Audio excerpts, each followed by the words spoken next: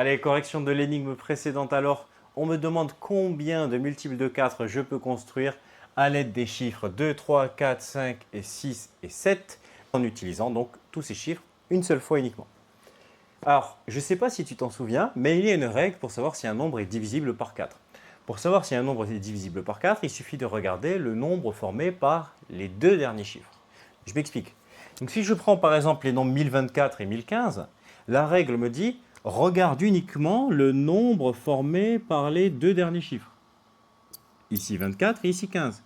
Et qu'est-ce que je fais après? Je me pose la question. Est-ce que 24 est un multiple de 4? Et est-ce que 15 est un multiple de 4? En l'occurrence, ici, 1024, on peut dire que 24 est un multiple de 4. 24 est dans la table de 4. C'est 6 fois 4.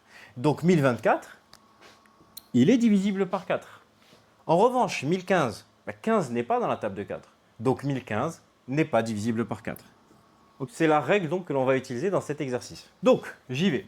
Je veux former un multiple de 4 à l'aide des nombres 2, 3, 4, 5, 6 et 7. Déjà, moi je sais une chose. Si c'est un multiple de 4, il est forcément pair. 4 étant dans la table de 2, un nombre qui est dans la table de 4 est forcément lui aussi dans la table de 2. Attention, l'inverse n'est pas vrai. Donc déjà, je ne vais pas essayer de placer un 3, un 5 ou un 7 en chiffre des unités parce que j'obtiendrai un nombre impair.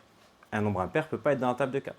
Donc si j'essaye avec 2 en chiffre des unités, qu'est-ce que je pourrais mettre en chiffre des dizaines? Si je mets un 3, est-ce que ça marche? Je te rappelle, la règle me dit, je regarde le nombre formé par les deux derniers chiffres. Et 32, est-ce qu'il est dans la table de 4? Oui, c'est 8 fois 4.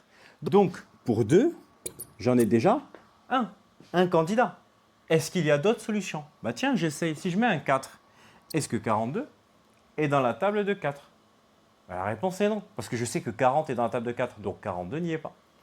Est-ce que 52 est dans la table de 4? Et oui, d'ailleurs c'est 4 fois 13. Donc déjà j'en ai un autre. Est-ce que 62 est dans la table de 4?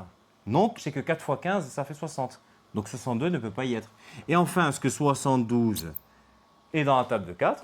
C'est d'ailleurs 4 fois 18. Donc j'ai encore un candidat avec le nombre 2 en unité.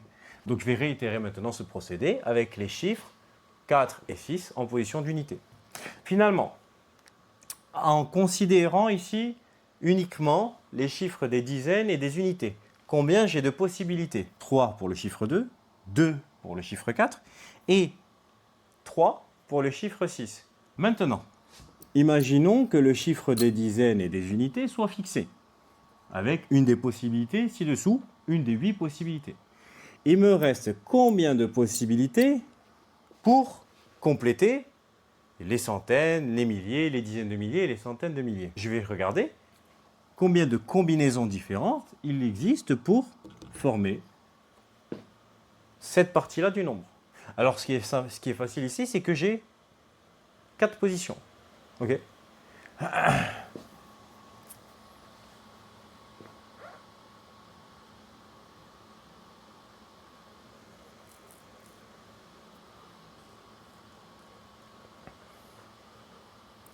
Donc, imaginons que, comme j'ai dit tout à l'heure, j'ai fixé ces deux chiffres-là.